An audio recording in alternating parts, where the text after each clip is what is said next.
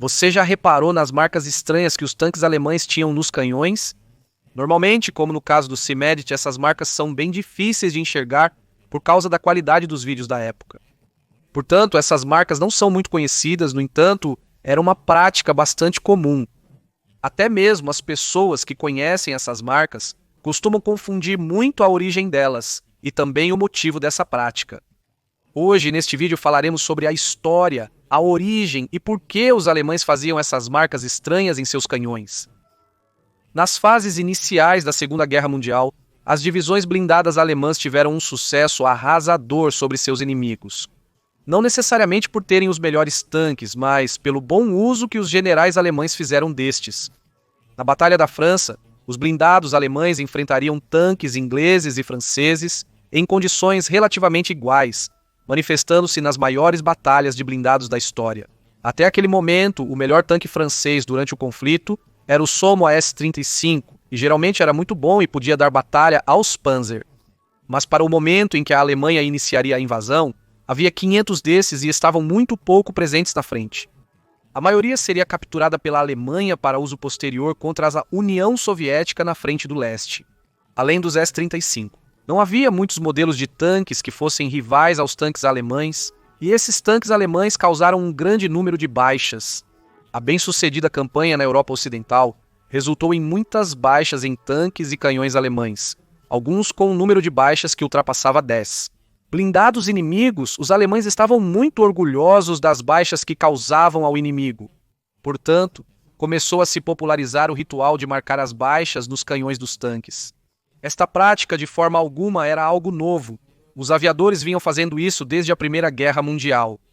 Nos exércitos aliados, pintavam-se as famosas marcas de vitória. Normalmente, essas marcas eram pintadas na lateral dos aviões e para cada baixa inimiga, pintava-se uma bandeira correspondente ao inimigo.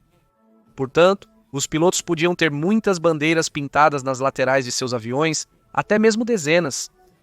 Um exemplo dessas marcas seria o P-51 de Mustang, do tenente Louis Edward Kurtz, que é um dos poucos pilotos que derrubaram aviões inimigos. Em todas as frentes da Segunda Guerra Mundial em que os Estados Unidos participaram, em sua casa, exibia 7 bandeiras alemãs, uma italiana e uma japonesa. Também, por último, uma americana, já que Kurtz derrubou um avião de transporte C-47 Skytrain americano, e fez isso deliberadamente para poder salvar seus companheiros. Também eram feitas marcas referentes às missões bem-sucedidas que haviam sido feitas no avião, que geralmente eram feitas pelos bombardeiros, e havia toda uma simbologia por trás desses símbolos. Como havia aviões que levavam guarda-chuvas, o que significava que este avião havia sobrevivido a uma missão de cobertura, ou também aqueles que levavam vassouras, eram aviões que haviam sobrevivido a missões de varredura. No entanto, durante as primeiras etapas da Segunda Guerra Mundial, era a primeira vez que essa prática se extrapolava para tanques ou canhões antitanque. No caso dos alemães, essas marcas não tinham um nome em particular, mas geralmente são conhecidas como Kill Rings, ou também como marcas de vitória. Os alemães estavam muito orgulhosos das marcas em seus canhões, portanto, mostravam a seus companheiros menos experientes, com todo orgulho, e era todo um símbolo de seu valor em combate. Os comandantes certamente eram muito a favor dessa prática, pois aumentava o moral das tripulações e fazia com que se sentissem mais seguros de suas capacidades. E o mais importante é que adicionava tons de competitividade ao trabalho, fazendo com que as tripulações competissem para ver quem causava mais baixas ao inimigo. Tudo isso resultava em uma maior quantidade de blindados inimigos derrotados. Embora também existam histórias de comandantes que ordenavam a remoção dessas marcas porque simplesmente as consideravam bobagem, ou, em outros casos, havia comandantes que ordenavam que fossem pintadas apenas no topo do tanque ou em lugares pouco visíveis, para não revelar nenhuma informação sobre tanques com tripulações mais experientes. Portanto, embora fosse uma prática geralmente aceita, cada comandante ou artilheiro decidia se era feito ou não. Para registrar uma marca em um canhão, só poderia contar uma baixa confirmada de um tanque. Portanto, não contavam baixas na infantaria ou em veículos leves, nem em canhões antitanque fixos. Embora fosse uma prática tão difundida que as tripulações marcavam qualquer coisa a seu critério. Portanto, Não havia uma nomenclatura tão fixa como no caso das usadas pelos aviadores. Normalmente, para registrar uma baixa, simplesmente se fazia uma marca ao redor do canhão, fazendo um anel, fazendo alusão a um tanque derrotado. Também se marcavam traços grossos para contabilizar inimigos vencidos. Também havia marcas que não rodeavam o canhão, mas que muitas vezes eram apenas uma simples linha com um símbolo de tanque em um lado.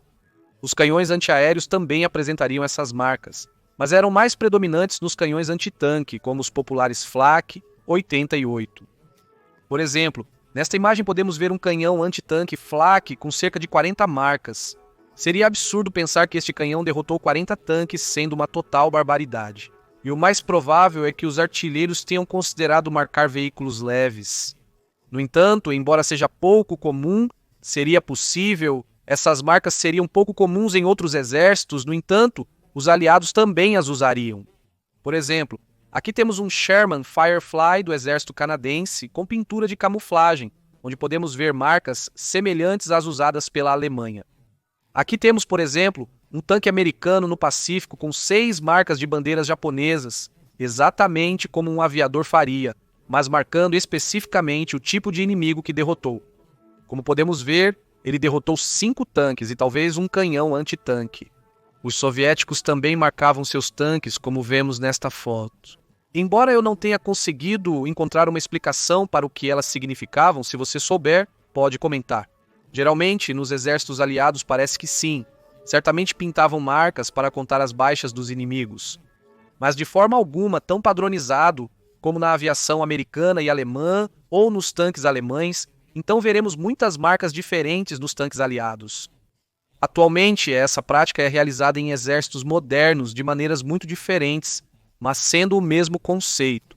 Por exemplo, podemos ver isso em aviões de bombardeio e ataque terrestre, também nos M1 Abrams da Guerra do Golfo, com marcas que indicam a quantidade de tanques derrotados, e muitos desses também tinham o modelo do tanque derrotado pintado na marca correspondente. Este, em particular, derrotou 5 inimigos dos T-6, 2 T-72 e um antiaéreo ZPU. Além disso, tanques T-80 ucranianos com marcas semelhantes às usadas pela Alemanha foram recentemente avistados. Talvez os ucranianos queiram manter essa tradição viva. Sem dúvida, é algo bastante raro que as pessoas geralmente não conheçam este detalhe tão comum dos tanques da Segunda Guerra Mundial. Talvez o problema seja a qualidade dos vídeos antigos. Exatamente como costuma acontecer com o Cimerite, ao não poder ver os tanques de perto e em boa qualidade. Nunca havíamos conseguido detalhar esses pormenores tão cruciais. Você conhecia essas marcas? E se for o caso, me diga o que você acha delas nos comentários. Muito obrigado por assistir a este vídeo. E gostaria de avisar que, se estiver ao seu alcance, você poderia considerar se tornar um membro deste canal e apoiar de uma maneira mais direta este canal. Se não, inscreva-se e deixe um like. Agradeço por assistir e até a próxima.